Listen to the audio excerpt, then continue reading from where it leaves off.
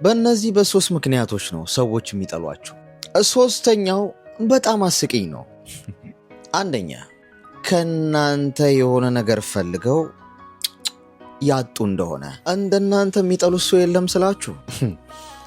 ሰዎች ከናንተ የሚፈልጉት ነገር ኖሮ ማግኘት ካልቻሉ እዚህ ምድር ላይ እንደናንተ ጠላት የላቸው፣ ግድ ነው ሊጠሏችሁ። ሁለተኛ ሕይወታቸውን ከናንተ ጋር ስለሚያነጻጽሩት ይቀናሉ። ቅናት ደግሞ የጥላቻ ስር ነው። ስለዚህ ሊጠሏችሁ ግድ ነው። ሶስተኛው በጣም አስቂኝ ነው። ከናንተ የሚፈልጉትን አጥተዋል፣ እየቀኑባችሁ ነው። ከዛም እናንተን ለመሆን ይሞክራሉ፣ እናም ይወድቃሉ። ያኔ ጥላቻቸው ጣራ ይነካል። ሰዎች አምርረው ሲጠሏችሁ አትፍረዱባቸው። የያዘ ነገር ይዟቸው ነው።